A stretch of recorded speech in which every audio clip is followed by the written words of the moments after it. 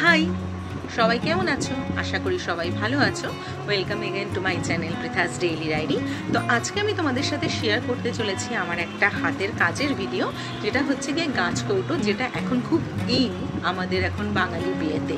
তো আমি আমার ননদের বিয়ের জন্য ওর জন্য একটা গাছ কৌটো এঁকেছিলাম নিজের হাতে। দোকান থেকে কিনে এনেছিলাম প্রথমে গাছ কৌটোটা, যেটা নর্মাল থাকে, তার উপর রং করে কিন্তু আমি ওটাকে বানিয়েছিলাম। তো আজকে আমি ওই স্টেপ বাই স্টেপ প্রসেসটা তোমাদের সাথে শেয়ার করব।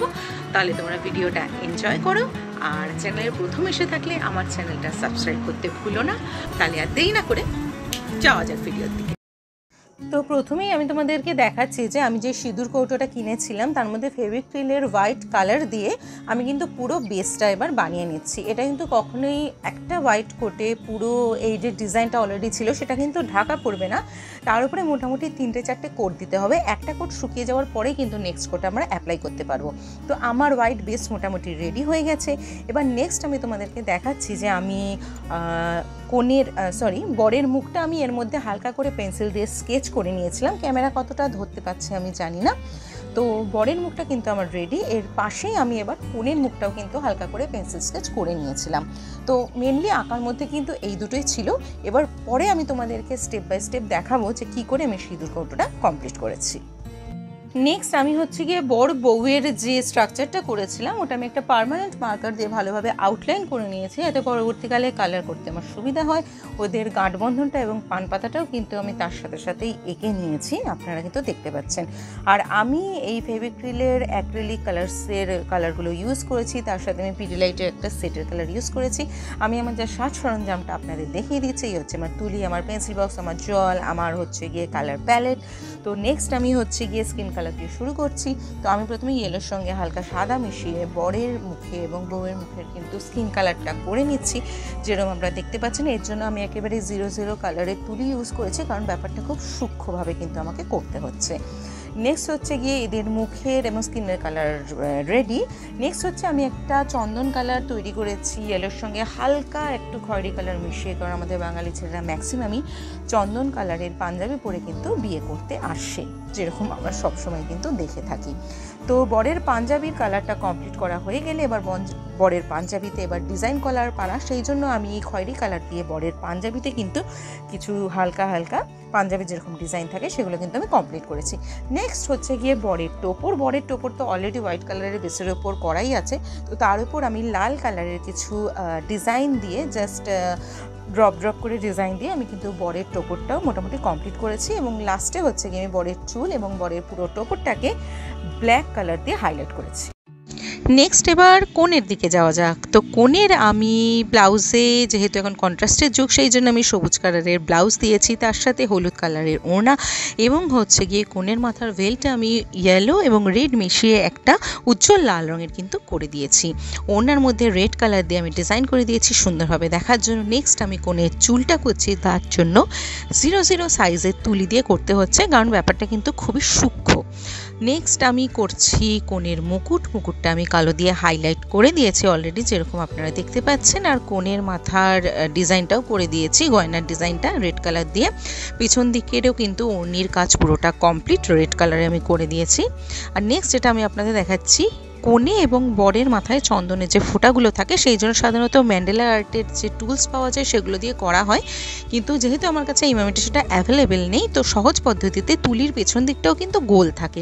তো সরু তুলির পেছন দিকটা জাস্ট রঙে ডিপ করে আমরা কিন্তু এই কাজটা সহজেই করে নিতে পারবো, আর জিনিসটা যথেষ্ট সুন্দর লাগছে।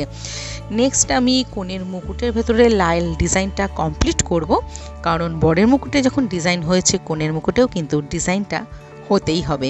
তো এবার আপনারা দেখতে পাচ্ছেন না, সব কিছুই কিন্তু আমি ভীষণ সরু তুলি দিয়ে আইদার 0 বা 00 সাইজের তুলি দিয়েই করছি, কারণ এর বেশি মোটা তুলি নিলে জিনিসটা কিন্তু ভালো দেখাবে না। আর এবার আমি আবার তুলির পিছনে জাস্ট রেড কালার ডিপ করে দুদিকে করে নিচ্ছি। এবার আমি কোণের ওড়নাতে একটা শ্যাডো ক্রিয়েট করব, তাই জন্য চকলেট কালারটা নিয়ে আমি জাস্ট একটু এখানটাতে দিয়ে দিলাম, যাতে শ্যাডোটা ক্রিয়েট হয়ে যায়। নেক্সট আমি হচ্ছে গিয়ে কোণের ব্লাউজটাকে ডিজাইন করব, তার জন্য কিছুই না, জাস্ট একটু ইয়েলো কালার নিয়ে কোণের ব্লাউজের পাড়গুলো আমি ইয়েলো কালার দিয়ে হাইলাইট করে দিচ্ছি, যাতে এটা দেখতে বেশ অ্যাট্রাকটিভ এবং সুন্দর লাগে। তো এবার আমি যাব নেক্সট স্টেপে। নেক্সট হচ্ছে আবার শ্যাডো ক্রিয়েট করা। তো আমি কোণের শাড়িতে শ্যাডো ক্রিয়েট করছি, তার জন্য আমি অরেঞ্জ কালার নিয়েছি এবং সেটা নিয়ে আমি লাল রঙের শাড়িতে খুব হালকা হালকা করে শ্যাডো ক্রিয়েট করছি। শ্যাডোগুলো কিন্তু ভীষণ ইম্পর্টেন্ট, আর এগুলো দেওয়ার ফলেই কিন্তু হাতের কাজগুলো আমাদের আরও অ্যাট্রাকটিভ লাগে।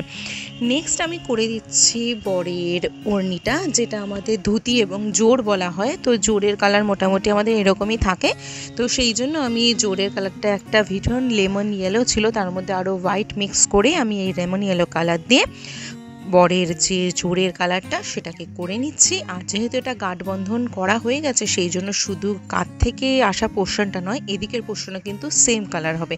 অনেক ক্ষেত্রেই এটা কিন্তু আমাদের মিস হয়ে যায়।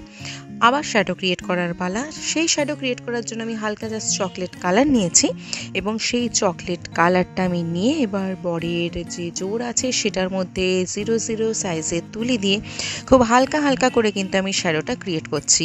এবং আপনারা দেখবেন এই শ্যাডোগুলো ক্রিয়েট করার ফলেই কিন্তু আমাদের পুরো ছবিটা খুব এনহ্যান্স হয়ে ফুটে উঠবে। এই শ্যাডোগুলো ক্রিয়েট করতে না পারলে কিন্তু খুব একটা ভালো দেখতে লাগে না, যেটা আমি বারবার বলি। এবং আপনাদের বুঝতে হবে কোন কালারের উপর কোন শ্যাডো ক্রিয়েট করলে ব্যাপারটা কিন্তু দেখতে আরও বেশি সুন্দর এবং অ্যাট্রাকটিভ লাগে।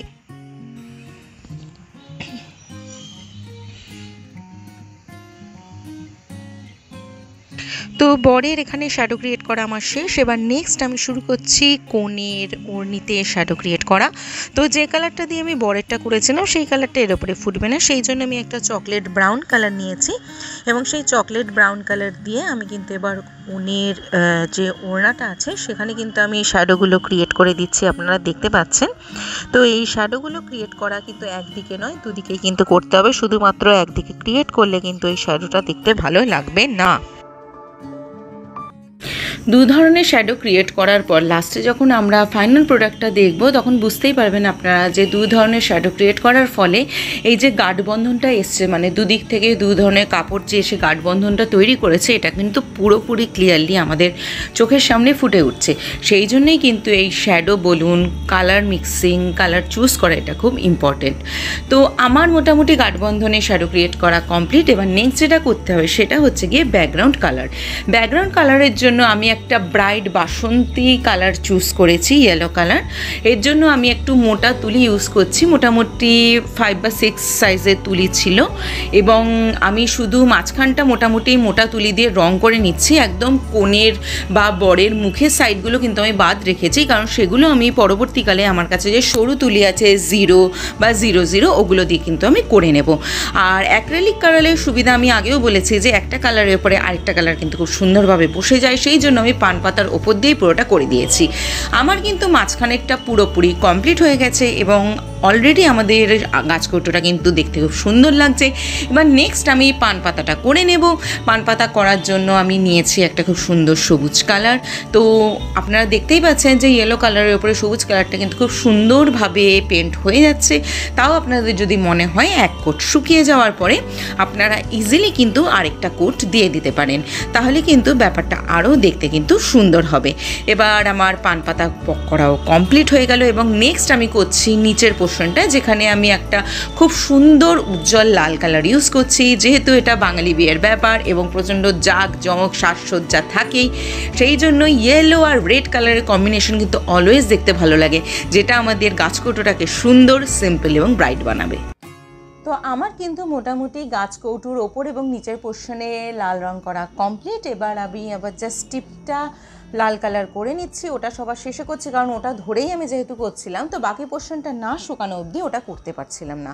তো এবার যেহেতু পুরো পোর্শনটা শুকিয়ে গেছে সেই জন্য আমি এবার টিপটা রং করে নিয়েছি। তো আমার ওপর থেকে নিচে অবধি কিন্তু মোটামুটি যা ব্যাকগ্রাউন্ড কালার করা, মাঝখানটা তো অলমোস্ট পুরোটাই কমপ্লিট হয়ে গেছে। এবার আমি নেক্সট হচ্ছে গিয়ে ডিজাইন করব। তো প্রথমে আমি পান পাতাতে বর্ডার করে নিয়েছি এবং ডিজাইন করে নিয়েছি এবং অর্নামেন্টসগুলো গোল্ডেন কালার দিয়ে আর ব্ল্যাক কালার দিয়ে বর্ডার করে নিয়েছি। এই গোল্ডেন কালারটা কিন্তু মার্কেটে পিডিলাইটের অ্যাক্রিলিক সেটের ভেতরে ইজিলি অ্যাভেলেবেল এবং মোটামুটি পান পাতাও আমার এবার কিন্তু কমপ্লিট। এবার যেটা আমি করব সেটা হচ্ছে ওপর আর নিচের পোর্শনে আমি এবার হোয়াইট কালার দিয়ে ডিজাইন করব, যাতে আমাদের সিঁদুর কৌটো বা গাছ কৌটোটা আরও সুন্দর লাগে। তার আগে আমাকে করতে হবে নাম লেখা। তো সৃজিতা আর শাগ্নিক ওদের দুজনের নাম। তো প্রথমে আমি হোয়াইট কালার দিয়ে দুজনের নামটা লিখে নিয়েছি এবং তারপরে রেড কালার দিয়ে তার উপরে ওদের নামটাকে আমি হাইলাইট করে দিয়েছি। তো তার ফলে পেছনে যেমন একটা সুন্দর হোয়াইট শ্যাডো এলো, তেমনি কিন্তু ওদের দুজনের নামটা আরও সুন্দরভাবে হাইলাইট হলো। নেক্সট আমি ওপরে এবং নিচে হোয়াইট কালার দিয়ে ডিজাইন করে দিয়েছি, এবং তারপরে আমি নিচে হোয়াইট কালারের যেটা আমি বর্ডার করেছি তার ভেতর দিয়ে আমি আবার একটা রেড কালারের ব্যান্ড করে দিচ্ছি, যাতে এই পোর্শনটা দেখতে আরও বেশি সুন্দর লাগে। তো আমার গাছকৌটো কিন্তু কমপ্লিট। তো আমি আপনাদের উদ্দেশ্যে এটাই বলতে চাই যে কেমন লাগলো জানাবেন, স্টেপ বাই স্টেপ এই জিনিসটা আপনাদের কেমন লাগলো ওপর থেকে নিচ অবধি। আর চ্যানেলে যারা নতুন এসছেন তাদেরকে অনুরোধ রইল চ্যানেলটাকে সাবস্ক্রাইব করা, বাকিদের অনুরোধ রইল লাইক, কমেন্ট এবং শেয়ার করা, যাতে আমার এই ছোট্ট চ্যানেলটা আরও ভালোভাবে কিন্তু গ্রো করতে পারে। মোস্ট ইম্পর্ট্যান্ট আরেকটা জিনিস বলতে ভুলে গেছিলাম, সেটা হচ্ছে এই পুরো ব্যাপারটা শুকিয়ে যাওয়ার পরে 48 আওয়ার্স অবধি এটাকে পুরো শুকোতে দিতে হবে, তারপরে কিন্তু ভার্নিশ স্প্রে ইউজ করতেই হবে।